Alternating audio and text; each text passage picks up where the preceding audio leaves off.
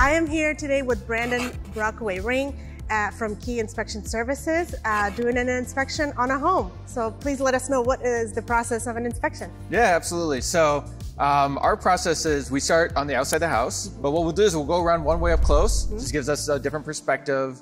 From there, we'll check out the inside, starting in the garage, then go from the garage to the first floor, to the second floor, attic, and then last place we'll go, if there's a crawl space on this, we'll go in the crawl space. At that time, hopefully the snow will be off the roof. We'll do the roof. We kind of sum everything we're looking up for into 4 main concerns. So any structural issues, any components improperly installed, any components that would be past or near their design life, or any safety concerns. And components can be your electrical, to your plumbing, to your roofing.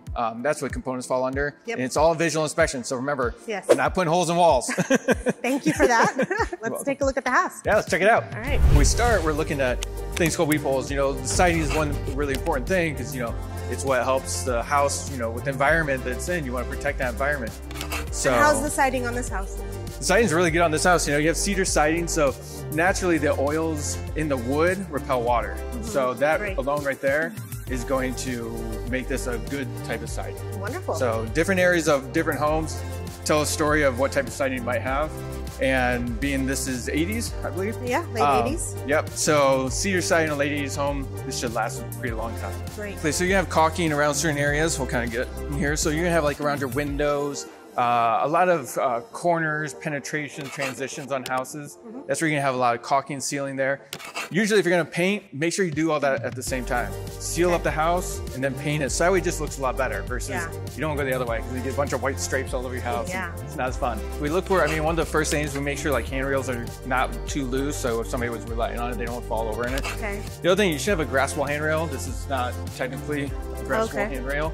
But then we do look for rot. You know, we want to see areas where you know, this has got on a concrete pad, so it's not gonna settle weird. But then we want to make sure it's not just sitting in dirt.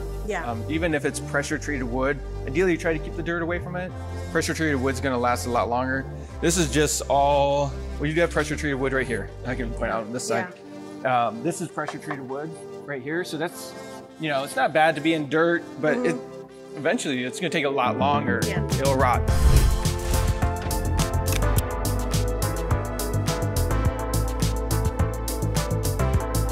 On the inside, tell us, like, what is the process of your inspection services like? How that goes? So I start off in the kitchen, and the first thing I want to get going is I'll get the dishwasher running. And mostly that's because I want to be in the kitchen while it's running to see if it's going to leak. So I want to at least drain one cycle. You know, we look to make sure it's not coming out of, you have an air gap up here. Then we also open up underneath and we'll look underneath to make sure, you know, everything's connected properly. Truthfully, I look underneath before I turn it on. And then I do turn it on. But then I leave that open. Isn't this a very common item to leak? It's very common, yes. That's the reason why we pay close attention to those. And we want to be around it because, you know, if you add just regular dish soap in there, for example, been in an inspection when this has happened, you're just going to have a big foam mess. Foam bath over Exactly. here. Have a party in the kitchen. Foam party. So at that point, what we'll do is we'll run a lot of water. You know, I'll run hot water for a very long time, then I'll switch over to cold.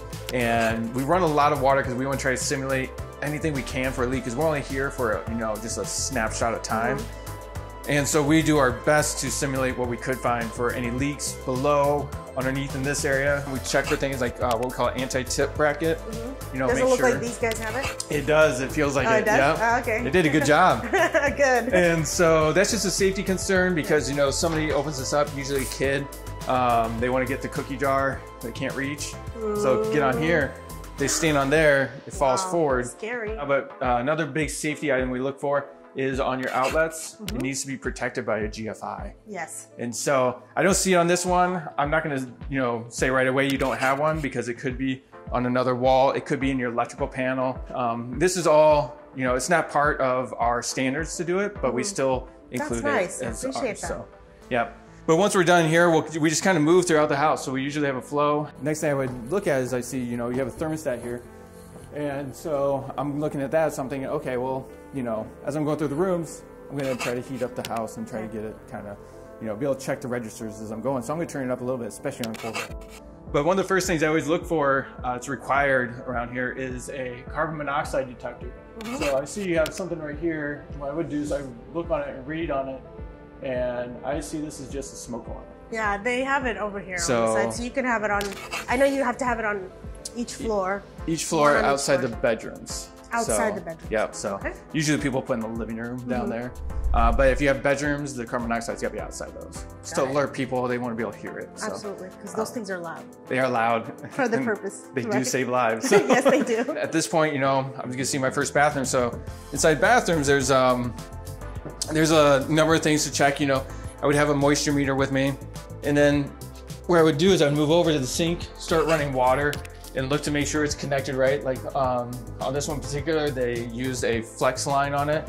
By regulation, you don't really want to use a flex line. So I would recommend, I would have it in the report to replace that with a proper straight pipe. You know, bedrooms, there's not a whole lot. You know, we test each door. That's going to help tell me, you know, has there been a lot of movement in the house? Is there, you know, is it just the doors misaligned? There's a lot that doors and windows can tell you. So, you know, this bathroom would be the same process again as well. You do have some caulking and grout work that would need to be done in the shower. And same with like along this back area here. It's just a way to prevent water from getting in those back areas.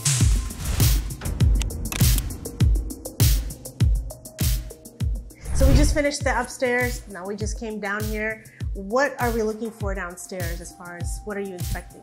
So this is the more important area, I feel, of the house is going to be down below, because when you're downstairs, you're below the ground. And so we're going to check around the perimeter down below. We're going to use a thermal camera. We're also going to use, we have a moisture meter we carry, so something that can detect moisture. So we'll run it along the bottom of the walls just to help to try to find any possible moisture intrusion below.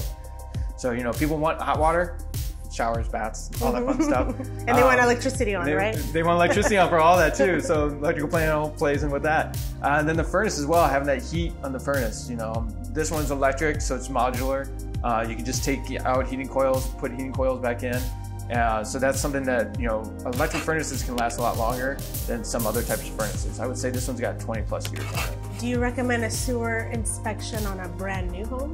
Absolutely. So even though they say it's all new, it doesn't mean it's all new. Right. That's why you inspect it and figure out. So what other services do you provide for homeowners or home sellers, home buyers? Yeah, so for people who own homes, selling homes, buying homes, all facets of homes, even commercial, we do commercial as well. We do air quality testing, we do mold testing, we do water testing, we're getting into asbestos testing. We have the ability to do drones on that, we're all licensed for that. We have the sewer line inspections. We have a lot of services that we do provide. And we're always looking to add more as we continue to grow. You know, over 20 years that the company's been around. I do appreciate that, because back in the day I would have to call an inspector, then find someone else to do a sewer scope, and you know, it's nice to have everything done at once and coordinate with the one person that can handle it all. So thank you so much. I really appreciate all of your time, and your knowledge is amazing. So we really appreciate it and hope to work with you soon. Yeah, definitely appreciate you too. Thank you.